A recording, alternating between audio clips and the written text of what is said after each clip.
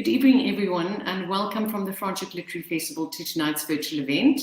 I'm very, very pleased to welcome Sara-Jayne Makwala King, who will be interviewing Dr. Emmanuel Taban.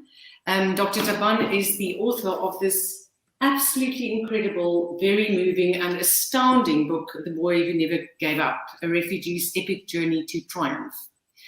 I was just talking to Dr. Taban to ask if it's been a surprise, the success of his book, and obviously also releasing during COVID, especially because he's been one of the foremost COVID treatment doctors in Johannesburg. So just to give you a bit of background about Dr. Taban, at the age of 16, he fled from Sudan to South Africa and arrived here 18 months later. He arrived with only 5 years of education at that point and decided to study further to become a doctor. And Dr. Taban is now a very, very highly qualified pulmonologist, I hope I'm saying that correctly, in Johannesburg. And in the New Africa magazine named him as one of the 100 most influential Africans in 2020. And Dr. Taban has a practice in Midstream Medic Clinic and lives in Pretoria with his family. I don't want to say too much about Dr. Taban's bio because then I'll be giving the entire book away about how he got to where he is today, because that is part of the story. So just to also introduce Sara-Jayne Makwala King very briefly, I'm sure a lot of you will know her from her incredible book published a few years ago called Killing Caroline, that was published by MF Books. That was 2018, as far as I remember. Am I right, Sara-Jayne? 2017, yes. So, and I'm sure some of you might have heard her now on Cape Talk Radio, where she's got her own program. Sara-Jayne is an award-winning radio host, author, and journalist, and has lived on 4 continents over the last 15 years that she's worked as a journalist. She also has an LLB honours degree from the University of Greenwich and a master's in journalism from Canterbury University. But I think all of us will mostly know her for her extensive radio broadcasting experience and listening to her and then reading her book from Killing Caroline. And she told me the other day that she's working on a new one. So that's definitely something to watch out for. So thank you so much for joining us tonight and for all the FLF members and supporters that's here with us. And over to you now. Thank you so much. Thank you. And thank you everybody for tuning in for how we now seem to do these book events, which is strange but beautiful, and I'm so glad that we are still able to enjoy something of those of us who are avid readers and bookworms, that we can slightly readjust our literary sphere and our literary space. It's wonderful that you are all here. Just as a sort of a bit of housekeeping, I am going to be taking questions. I won't be taking questions. Dr. Taban will be taking your questions. I have absolutely no doubt that you will have questions to ask Dr. Taban about his incredible story, whether or not you have yet got yourselves a copy of, where am I? There, of this incredible book or not. I'm sure that if you haven't yet, by the end of our conversation, you will definitely want to go and get yourself a copy. I spend an awful lot of time reading, particularly non-fiction. I think probably a disproportionate amount of non-fiction compared to fiction, and it's my preferred genre. And I read non-fiction as an avid reader, as a radio host and broadcaster, as a writer myself. It's a genre that I love. Few stories, I think, have a person at the center who has been through what Dr. Taban has been through, has persevered in the way that Dr. Taban has persevered, has showed resilience to just the most extraordinary level. In reading the book, I kept thinking, surely now he would have given up. Surely now he's going to give up, and he never gave up. And it's an absolute privilege to be in conversation with Dr. Taban this evening. So thank you very much indeed. In the book, we are taken from Dr. Taban's early life in what was then Sudan, his arrest then by government forces, his incredible journey through parts of the continent to eventually ending up here in South Africa, in Johannesburg, and the start of what would go on to become a quite extraordinary medical career. Dr. Taban, welcome. It's wonderful to have you sharing your story with us. Did you always want to write your story? And the reason that I ask that is because you speak several times in the book about not wanting all the details of your past revealed. There were a number of occasions, which we'll touch on a bit later, where other people wanted to share your story. I'm thinking of a headmaster when you were in Johannesburg. When you returned after nearly a decade to South Sudan, you didn't want to necessarily share with your family all the details of what you'd been through. So why the book, and how the book too? Thank you, Sarah. Thank you so much for this conversation and the obvious Franschhoek book Fair for the opportunity. Yes, I think my life began in South Sudan from the humble beginning. And of course, I wasn't proud of what I have gone through in my life. And being Africans, you're always afraid of our past. And we always, because whenever you describe your past to your neighbor saying that I sleep hungry with no food, it's like a shame. And let alone now speaking to your peers at university, at high school, you're worried that everybody's going to desert you because you become this kind of person young boy who been to prison, who were homeless, street child, and all those. So there are always these connotations that are always associated with people that are homeless, people that are street children, people that been to prison.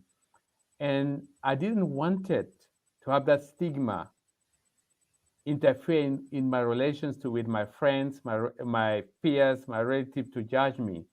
Hence, I wasn't proud of who I was at that particular moment. Little did I know that my journey, in fact, will one day inspire other people. Because in fact, I'm not the only person that have gone through those difficulties. There are a lot of people, and this journey was not started by me. Has been there before in millions of years that people have taken those kind of journeys in their life and they become successful out of those journeys. So clearly there's a clear link between success and hardship. And I wanted actually to share my life so that people, when they read my life story, they get like, but listen, did I do enough? Why did I give up? This person never gave up, but yet, yes, he has reached to the point of success. So our mind work harder when you work harder. You become successful, your mind only start discovering things when you're suffering. When you are on the tight hole, then you have to figure out a way to get out of it. Otherwise, most of the time, if your mind are given choice not to think out of the box, your mind will actually doesn't want to do anything. You rather when you're sitting on the floor and do absolutely nothing. And I think for me, that courage after I achieve what I have achieved today, yes, even at the beginning when I become a physician, that was already a massive achievement for me. But I still feel like maybe I haven't conquered enough of the world. So I needed to do more. And then after I think, but maybe people can learn from me, because why am I always so hungry, wanted to achieve so much after coming where I was? I could have been happy with just having a medical degree, but I wasn't satisfied enough. Something tells me that I could go for more. If I need to have that kind of guarantee in life that I will not go back to my previous life, I need to do better. And of course, what pushed me more was having children. That terrified the hell out of me, because based on my life that I had. And I didn't want them to also share that kind of legacy of me being a poor street child. I needed them to give them to, when I tell them my past, they have to be an happy ending. And that's probably what pushed me, yes, but I haven't got my happy ending yet. I'm still on the half of my journey. The best still to come, because I'm just 44. Yeah. I want to take you back to the beginning. You've described your childhood in Juba and in Lokaround as mostly a happy one, despite experiencing in those very early years, or for a very long time, in fact, levels of poverty that I think few people watching this evening will be able to understand. And I just want to read a short piece from your book, just to give a context. You write, "We had access to a borehole for water, But if we wanted to go to the toilet, we had to walk half a kilometre to a piece of wasteland outside the walls of the University of Juba. Hundreds of other people used it for the same purpose, usually finding their way there by moonlight when it was cooler and there were fewer people around. No one bothered to dig a hole or cover up their waste matter as Mom had taught us to do in the village. It felt deeply degrading to be relieving ourselves in full view of the world, trying to pick our way through the foul-smelling leavings of strangers. We now had no chickens to give us eggs or goats to milk or vegetables to dig up, no trees offering free mangoes or guavas. There were no termite nests to raid or grasshoppers or buck or squirrels to hunt. So Mum had to buy all our food from market traders, which was a struggle when she had no money. While she waited for her school job to be transferred to Juba, she continued to sell bean sandwiches by the side of the road and to make alcohol as she had in the village. The few pennies she earned helped to keep the 7 of us from starving. All she needed for the distilling process was a few tin cans in which to boil dates, which she would then leave for a few days to ferment. There will be very few people, as I said, who in listening to that will be able to relate to that level of poverty. And a theme that runs through the book is one of being hungry, which again, very few people I imagine who are tuned in this evening would necessarily. I'm not saying that people who have read your book wouldn't experience that, but I imagine that of the people tuned in tonight, that level of poverty, that hunger that you speak about is probably alien to them. Yeah, look, I think, look, you just triggered certain emotion in me that actually make me teary when I read that part of the book. And the sad reality is that at current stage, as we talk in 2021, majority, 80% to 90% of South Sudanese population living exactly the same life. In South Africa, you go to Eastern Cape, the children have no toilet. And if you look even the case currently that went to High Court in South Africa, where a child fall into pit toilet in Limpopo, it's actually the same issue. And to make matter worse, of course, was that I've been traveling around the world. And one day I remember I went to Rome, that was in 2011, for honeymoon with my wife, and went to view the city. And shocking enough to find that some of the buildings had been there for 300 years. The toilets have been there for so long. But yet in Africa, we have no toilets. We have no clean water. We go clearly next to our university. We're supposed to be our mind education to get us to get out of poverty. Education, education, education. But the education that obviously given through the wall of that university that now become a toilet for the population could not think out of the box saying, this is wrong, let's do the right thing. And that what propelled me to write the book, and that I wanted young people to start reading it and look at it saying, listen, I think in Africa, we have not mastered our basic needs. Yes, we want to innovate, we want to make vaccines, we want to build aeroplanes. But how are you gonna do those things actually if you don't even have a toilet, if you can't even shower, if you're just gonna die because of simple infection because your environment is dirty, you know? And Mom, of course, Mom was not married; she was divorced, and I was just a part of fatherless child. Which in South Africa, 60% of children are fatherless. So she couldn't support me or the rest of my siblings. She had to scrape through a small piece of food to put it on the table. You eat once a day. So it was very hard. And I remember once I was in Joburg, I actually was one Italian priest called Bishop Sandri who raised me up. One day I was angry and I went to ask him that, listen, if God is so fair, why did God create Africans with dark skin, short hair, and poorer? While white people, long hair, white skin, they look lovely, but they got everything. Why is that? And I having that anger in me. And that what pushed me to try and want to know more. And clearly, after now, what I know today, I think God has done his part in the world. God has given us everything in South Sudan. That's the reality. And that life that we have lived is absolutely got nothing to do with God. Neither got anything to do with the Europeans, colonizers, whatever, none of them. Because there's nobody that has come to a village in South Sudan and wholly got my head why I should not dig a toilet, why I should not make sure that there's water. It's just because of our mindsets. We left a million years ahead of the civilization. And that was the reason I needed every young South Sudanese, every young African, to, when they read the book, they must look after their surrounding and ask whether they have that enough to change their circumstance. And those basic needs are basic human rights that everybody needs to have. But in Africa, we still can't answer the question, yes, if it's a basic human right that you must have toilet, water, and all those facilities, who must provide them?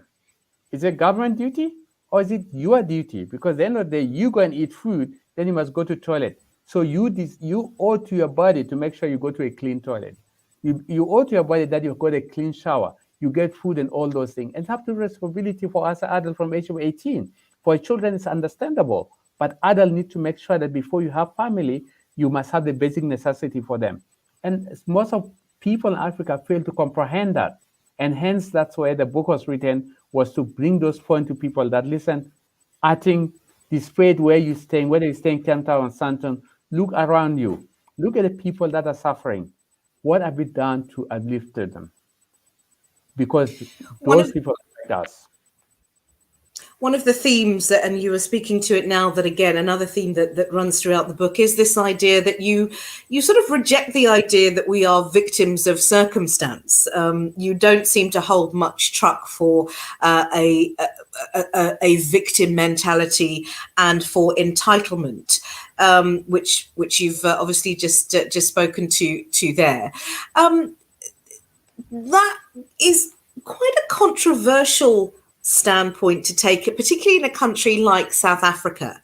It's quite a controversial thing for a black man to say in South Africa, and to not have a great deal of truck with what you refer to in the book as entitlement and what I possibly putting words into your mouth now, but victim of circumstance. And your story speaks to that. Your story speaks to hard work, and your story speaks to perseverance, and your story speaks to resilience. Do you think that one is born resilient, or are we made that way through circumstance? I think well, some people would be born with resiliency, but I think probably not.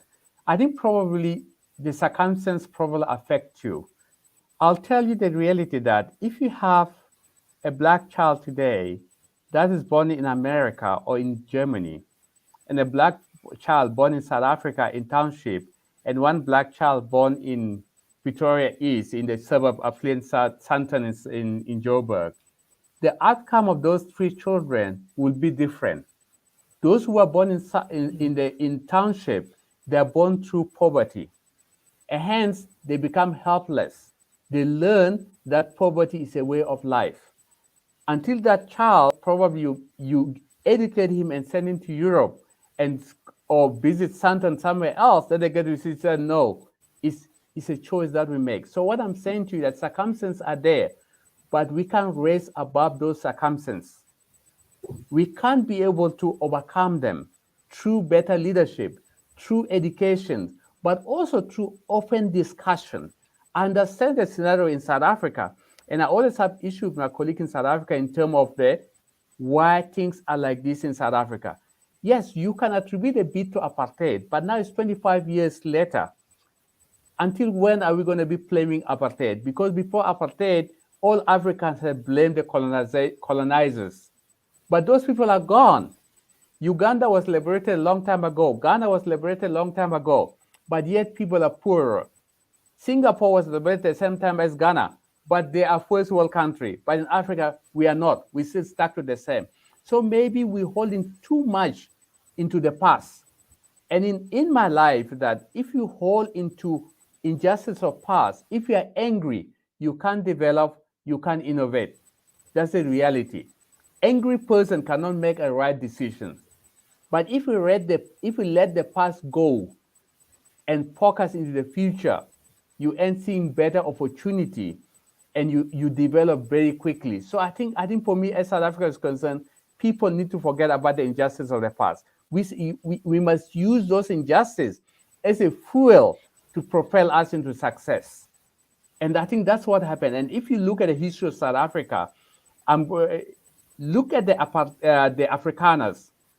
They have lost the war against the British. They were a refugee camp in concentration camp. I remember that 36,000 people also died. And imagine if the Afrikaners were victims, they would not have risen to where they are. Look at the Jew. They were massacred. They were killed, Holocaust, but look where they are. So my point is that, yes, those injustices fell, the injustice happens, but the children that are born free, can we not release them to be free? That you guys don't have the same problem. You just need to work.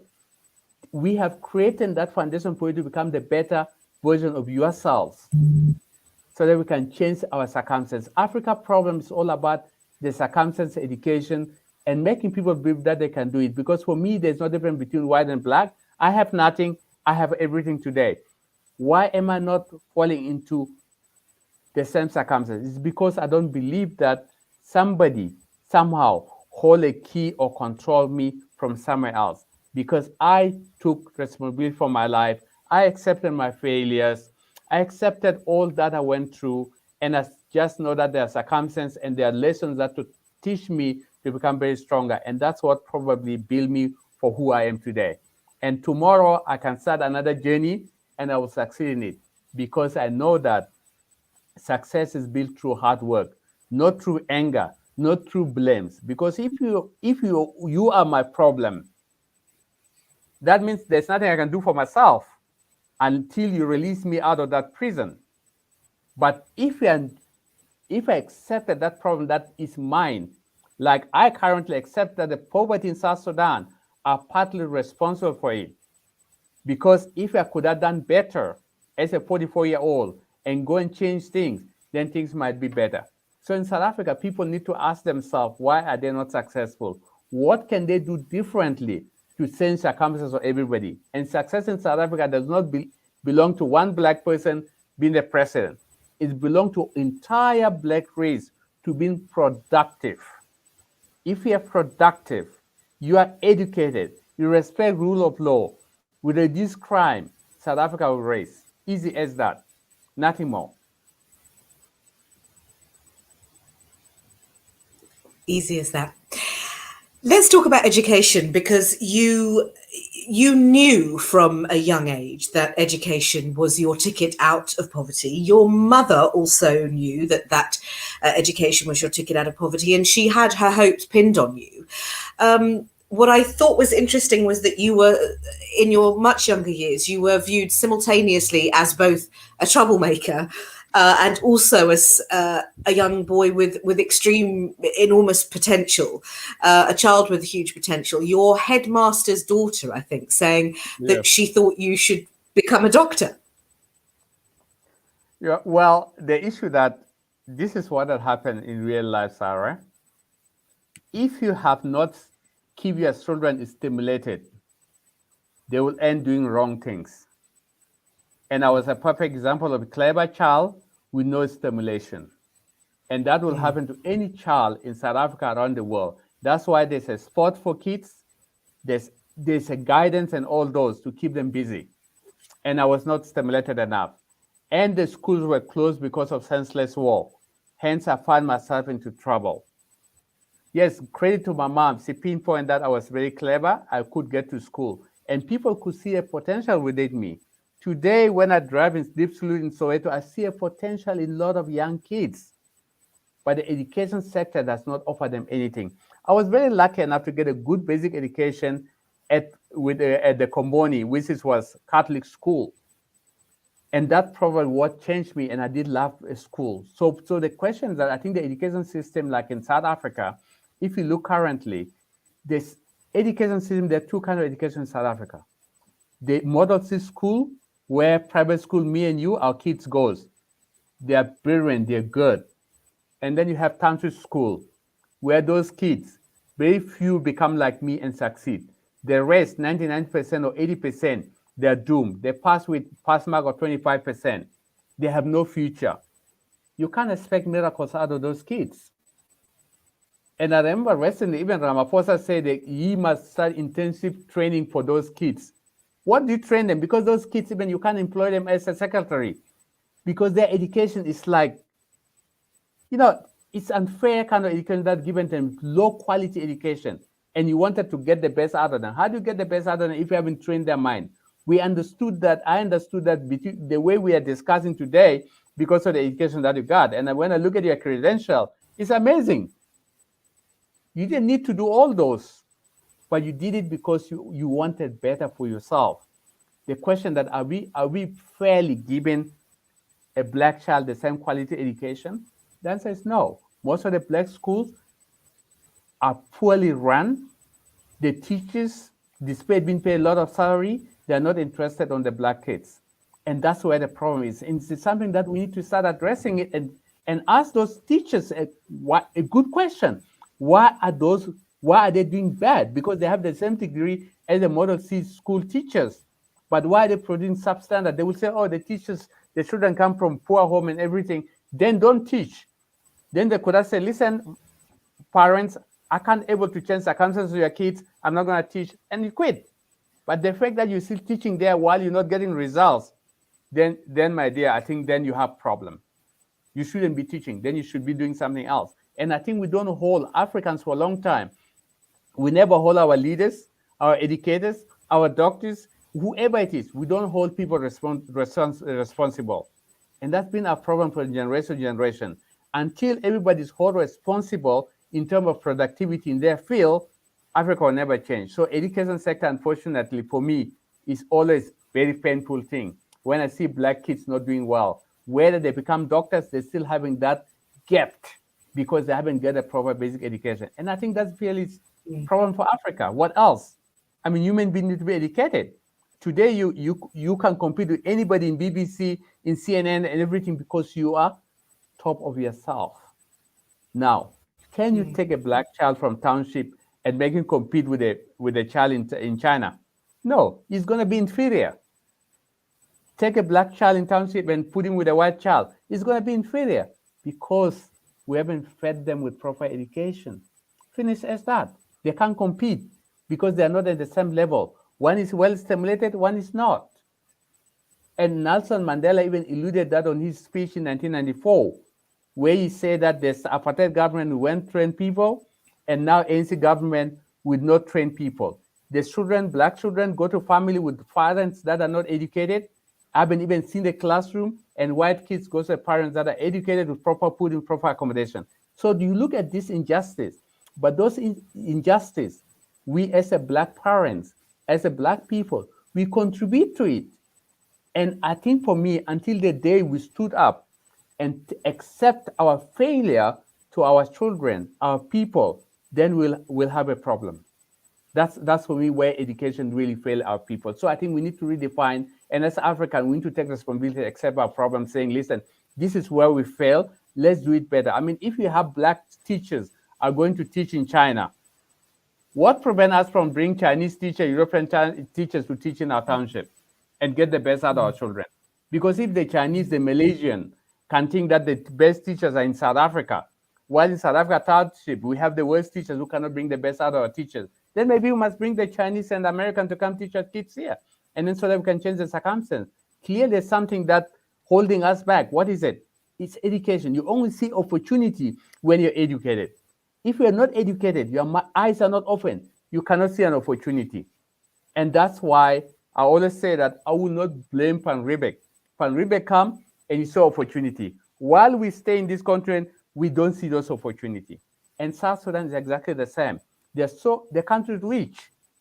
God has given us everything, but we are unable to see opportunity because we are constantly in war, killing each other for women, for cows, and all those, while there's so much available. But because we haven't educated people enough to see that there's opportunity there and make use of it.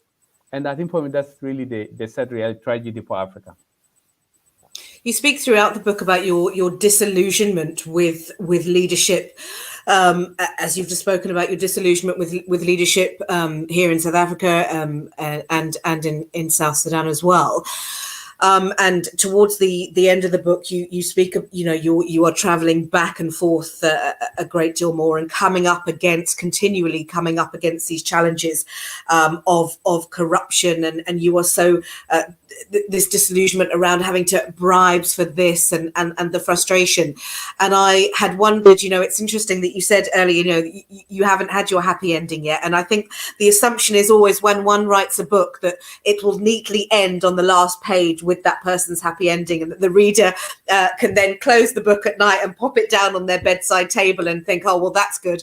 Dr. Taban's life has ended quite neatly for us now in this chapter. And it's very rarely the case, I find, that people's books, particularly in memoir, end with a happy ending and end with a conclusion and a full circle and everything worked out all right in the end. I want to take you back to something that you said about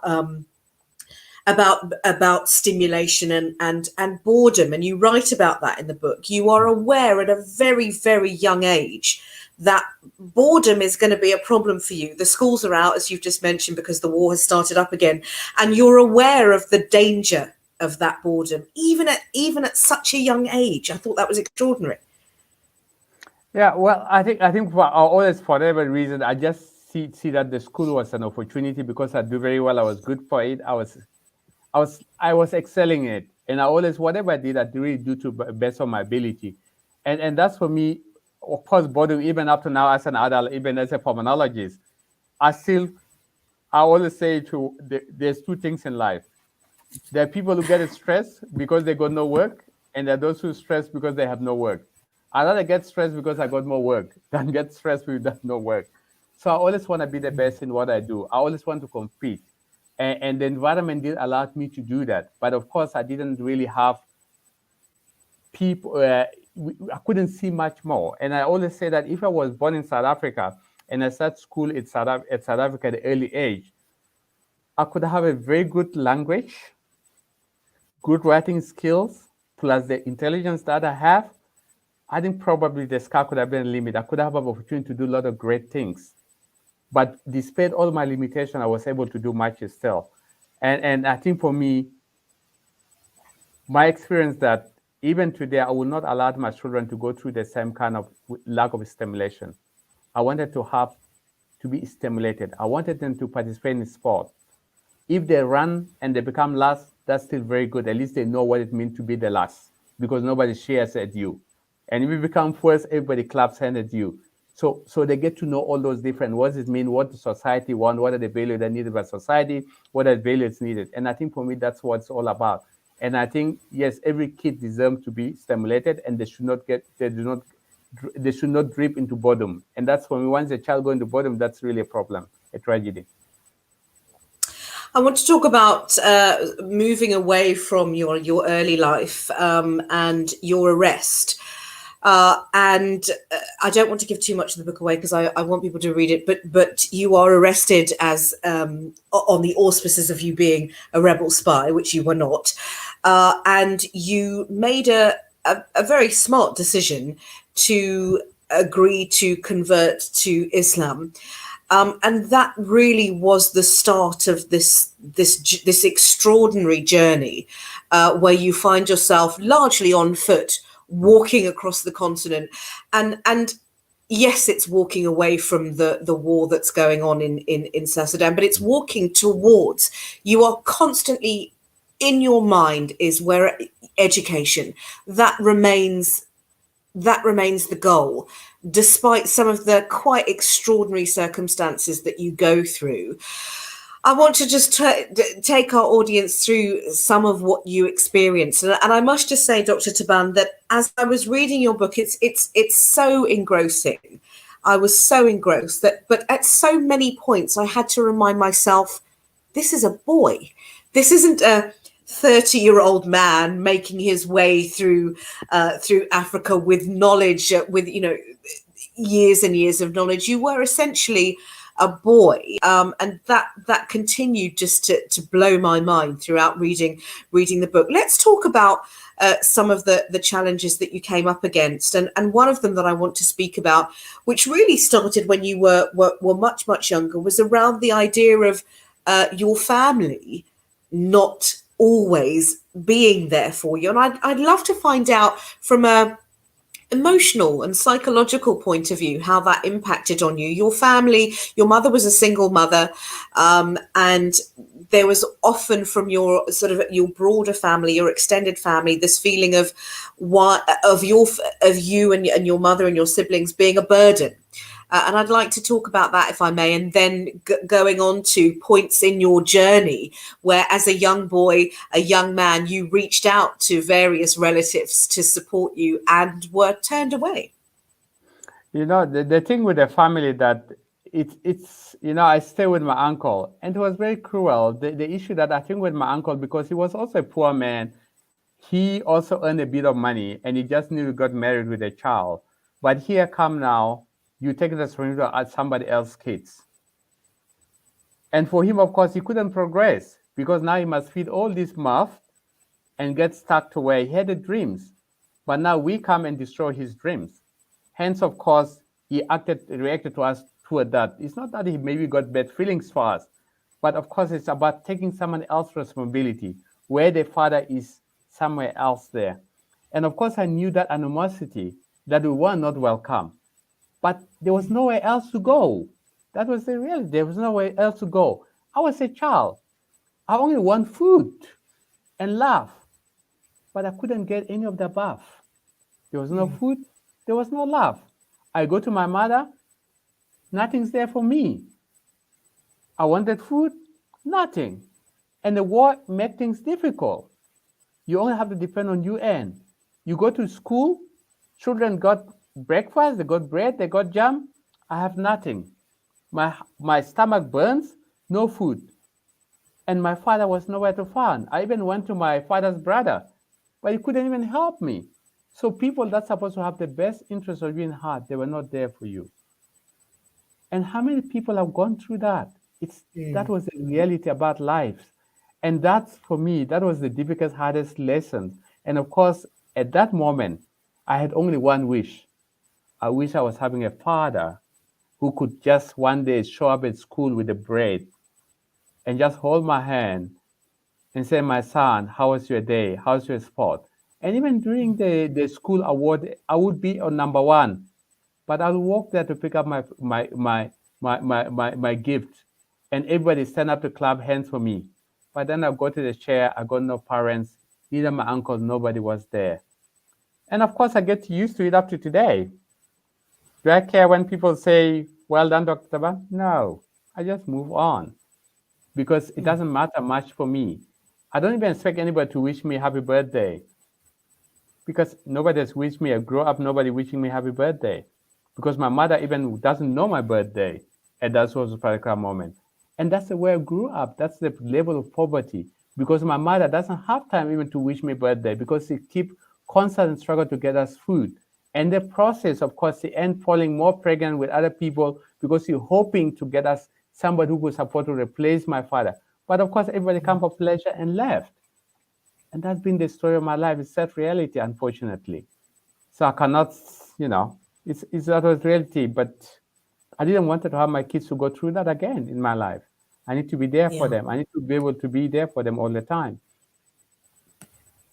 There were various moments. I'm thinking of when you, I'm sort of fast forwarding a little bit, but when you arrived in Nairobi, and you had reached out to a relative of yours, and it's interesting for me because when we talk about family and relatives in an African context, it's not quite the same idea as when you talk about it in a white or a European context, in terms of we don't really have such thing as distant family. If I think about the African side of my family, there's no such thing as half siblings or step parents, or everyone is your, you know, if you are related, you're related, and the obligation of supporting and being there for family is there, which is why I guess for you, when you were turned away by these people, it was just an extraordinary blow to you, and it was devastating for you, that moment where this relative of yours says, I can't help you, you're going to have to go back to the refugee camp,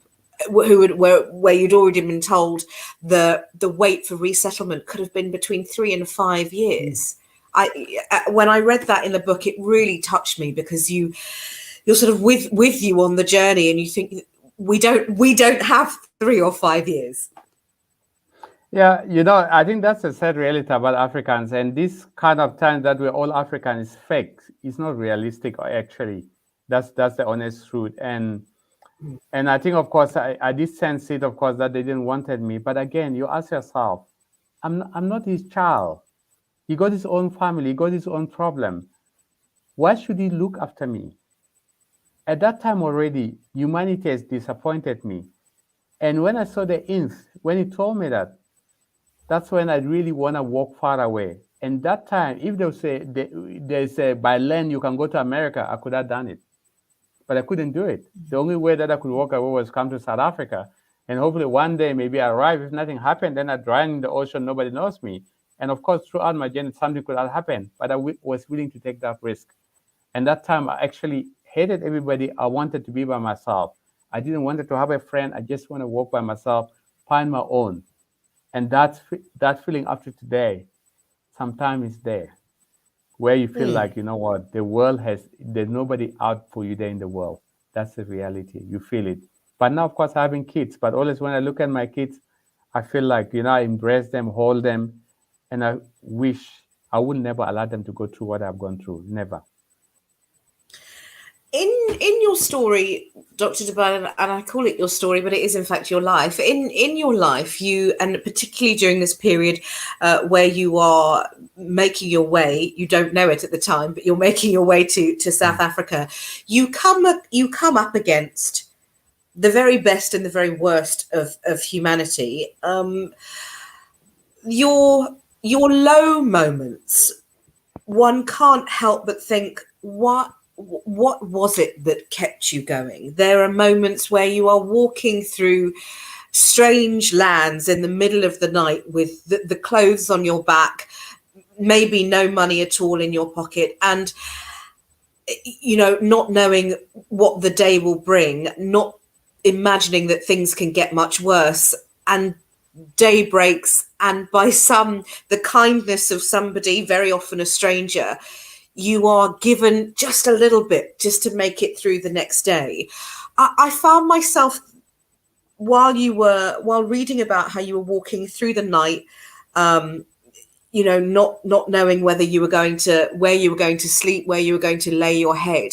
The loneliness of that struck me, but also the fear, because as much as you perhaps were behaving and living your life as a grown man, you weren't. And I've said this before, you were a boy, and we don't always have the tools, the emotional resilience, the intestinal fortitude with which to deal with, to rationalize what's going on with our life emotionally. Can you speak to that?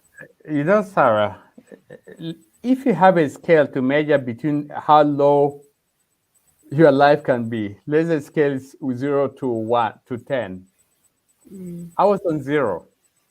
Yeah. So I assume that you find yourself in a cage where you are helpless. Your circumstances will never change except moving forward. There's nothing else to think about. You only can think about something when you were having a better life. Now you're going toward the worst life. But I was having worse life anyway. I was low from the way I started. It's not like I was going up and then I fall down. No, I have nothing. I keep moving and moving and moving, hoping to find something different. But of course, life is a journey. And throughout our journey, we do encounter difficulties, problems. And that was my life.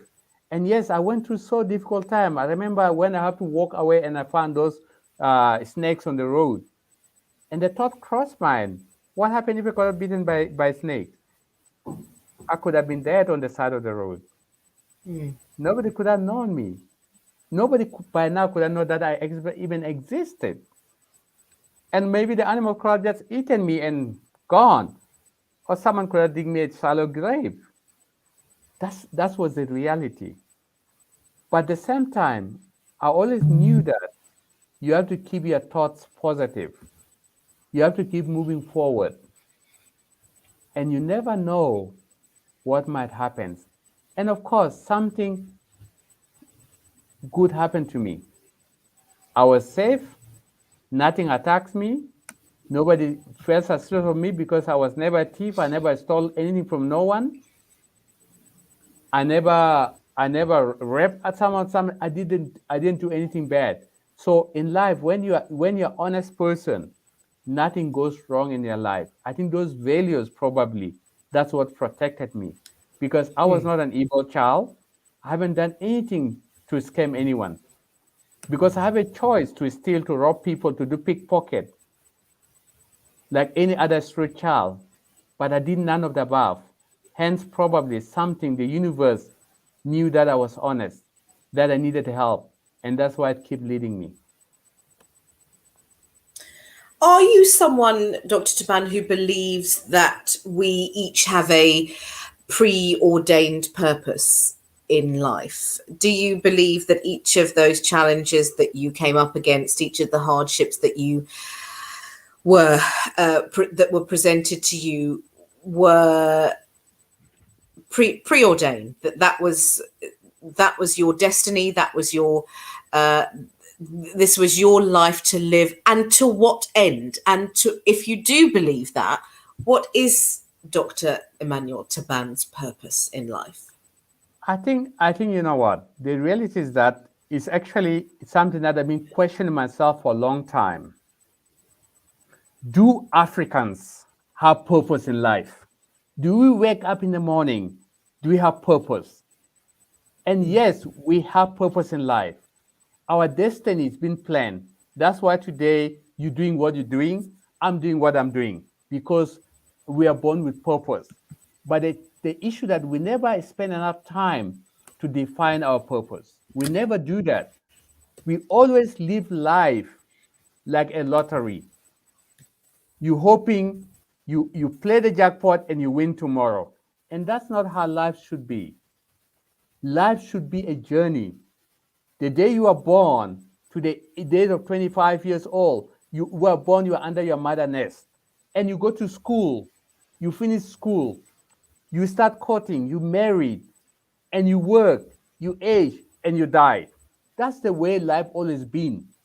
Means you're born, you will die. Between age of 25 to age 65, you'll work, and after 65, you will retire. And you will, so life is supposed to be like that.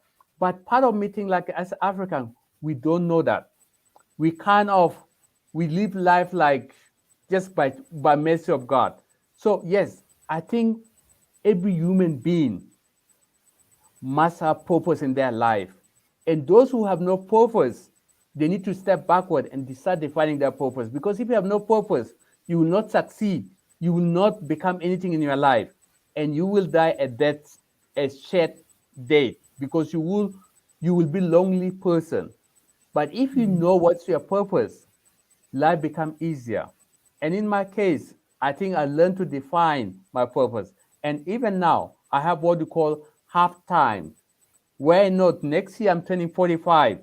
I need to start my second journey. Means my first journey is ends. Then at age of 45, start my second journey up to age of 65. After 65 is going to be my extra time, where I'm going to focus loving my grandkids, loving everybody in the world, kiss everybody's legs, and be happy, because I know by age of 75 to age of 90, I'm going to die. And that's normal. I don't want to die because death should not happen by chance. If I die because of accident or something else, but even that I can control if I drive carefully, if I don't spend more time on the roads. So the question that I think as Africans, we need to define our purpose. The sooner everybody define their purpose, we leave this country out of poverty. Because some of us, we become doctors and we start hating being a doctor. But then why do you study for 6 years? And why do you want to be a kind of, why aren't you a best doctor? Have you tried your best to be the best in your career? Have you educated yourself? Have you skilled yourself? What's your purpose in life? Were you born just to rob people? Are you born just to do corruption? Are you born just to be an angry person, destroy society? And I think we ought to develop our purpose. And my book really speaks about purpose in life. My purpose in life was to find education so that I can change humanity. And I achieved half of that. So my next part of the journey, which is from next year, will probably answer different questions about my life. There's some burning desire in me of create changes in Africa. And that change is going to start in South Sudan. So maybe next year, I'll leave medical career and go back to South Sudan and just become a farmer or build schools and try to change the life of those young children, hoping that they will not have the same problem as me. Dr. Taban, what makes you think, we're going to take questions in just a second, but what makes you so sure that you are not simply just an exception to the rule? What makes you so sure that you're not just an exceptional human being in the way that you are somebody who has overcome these extraordinary challenges in a way that perhaps other people may not be able to do? No, I don't think I'm questions. You know what? The sad reality that I asked myself so many questions. I remember I was speaking to one of my friends. Say, okay, if I'm exceptional to rule, maybe then I've been maybe I'm genetically mutated. Because you're telling me that then Africans are supposed to live their life like this forever. No, I disagree on that. I just think that we are not very often in Africa. We are not discussing our problems. And people are not taking their responsibility. That's where the problem is. I accepted mine, I accepted my failure, hence I published the book, and hence I want to do something different because I want to change the continent. The sooner every male and female in this continent is start taking their role serious in society and trying to create change, then we'll change the society completely. That's what I believe in. Let's take some questions. We've got about 10 minutes left of the conversation. Nancy Richards, the lovely Nancy Richards, says, your strength and tenacity are so impressive, Dr. Taban. Given your absent father and struggling mother, can you identify anyone else in your life who you would call a role model? I think I know the answer to this one, but I'm going to let you take this one, Dr. Taban. Look, I think there are a lot of, I have been quite, I have role models from everywhere. But I'll always probably the biggest person that I will respect, people that I will tell you Barack Obama. I'll tell you why. Because he came from nowhere to become a president, not by chance. That was his purpose. He planned for it and everything fell into place. And that's why I would think about him. I read his book. I said, wow, things that happen in our lives because we profess them, and we took steps to make them real. Nelson Mandela was exactly the same. He wanted to change in South Africa, and he took exactly the same step to change. The same thing, I mean, there are a lot of people, the list is endless. So, yeah, so for me, there's so many role models out there. But if you look about these people, even Mahatma Gandhi, he did his journey because he wanted to change things. So today, you sitting at home, you can also change things. You can be your own role model, but read other people's story and you will see the difference. Can we have, there we go. Danielle Brooks, I would be interested to know Dr. Taban's view on depression, mental illness, PTSD, childhood trauma as an impediment to success and resilience. Is it a first world developing nation problem? Thank you, Danielle. Danielle, I'll tell you the reality. Go to the township. You will never find a depressed person. They don't have mental or psychological issues. So depression, psychological issues are mostly the problems of working class, people that are extremely have them. Of course, there are cases of schizophrenia, that mental problem that happen with adults. But you look about post-traumatic stress and everything, this could happen to somebody who have went through a lot of issues. But if you look at people that are having depressed problems, are people that are really in society that is very productive very competitive society. Like I remember America used to be called a Prozac nation because most of the people in America were taking antidepressant because of the demands of the society. But if you look in society where everybody is poorer, then depression level in the place like South Sudan is less as compared to countries like South Africa, America. The more you go to America, the depression level is very high. So I think probably depression is related to the social circumstance, the social pressure that push people want to achieve more. And that can push people to certain kind of depression, family structure, and all those. Lynn is asking, can you tell us a bit about your experience at Medunsa? I think I had a horrible experience in Medunsa because I think I went to a Black university. So you expect to be all Blacks. And that's where probably I found the greatest time of discrimination and more xenophobia in Medunsa as compared to anywhere else. And because I feel like because of my dark skin, I was not welcome. I was thought as being devil and all those. So you end up being isolated. Then you don't know where else can you go. Because everybody talking South Africa, when you go to the white world, it's racism. Now you go to the black world, it's xenophobia. So you actually don't know in reality that I need to dig a hole and hide there. But I didn't do that because then that was the point that I was supposed to get depressed, get post-traumatic disorder, but I used those negative things to build myself to become the best.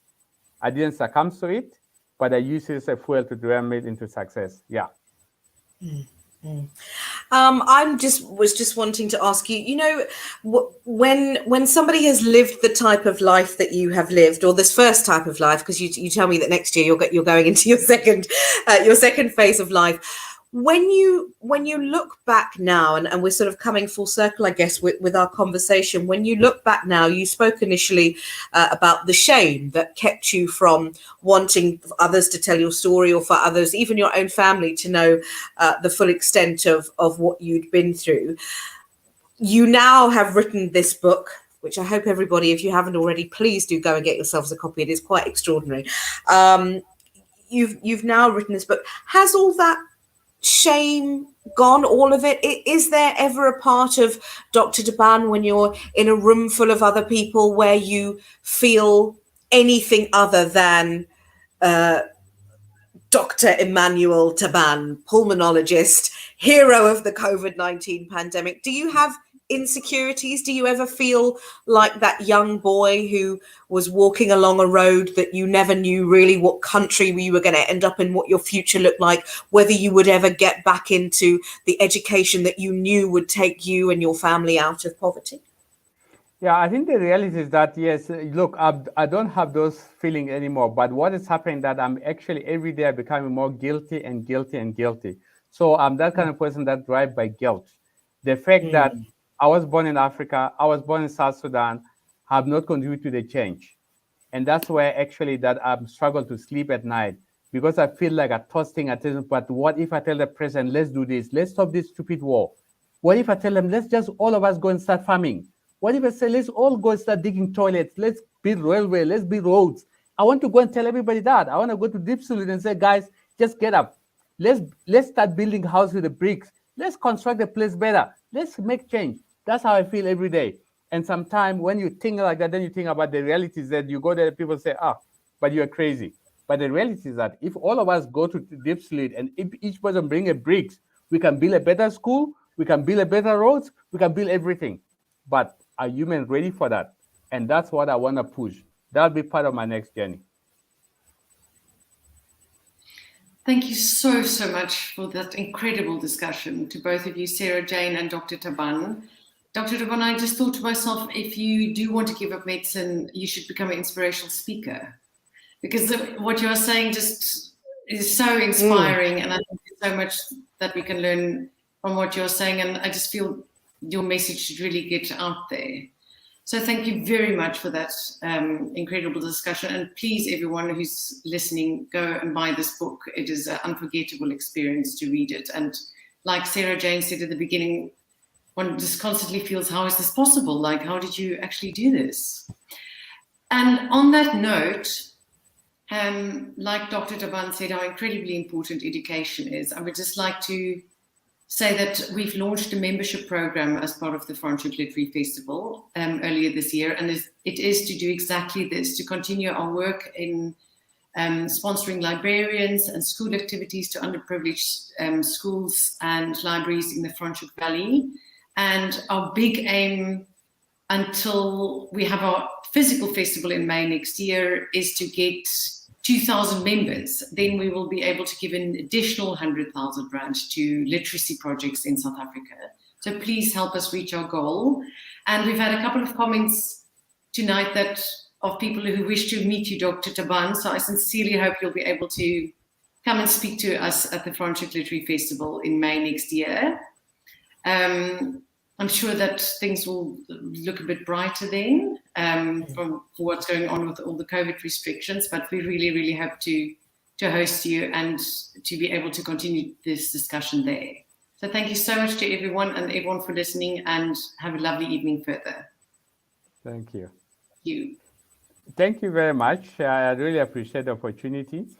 And one thing, I will never be an inspirational speaker. The reason that you talk, nobody listen. If I have an opportunity, I'd rather go and start doing some work and people must watch me doing it. Maybe clean streets, maybe dig toilets or something. Then maybe they can see that they can also do it. Thank you. You're absolutely right. The proof is in the pudding. Yeah. Thank you so much. Have a lovely evening, everyone. Until our next Thanks, event. everyone. Thank you, Dr. Taban. Thank you. Thanks, Sarah. That was an awesome discussion. Thank you.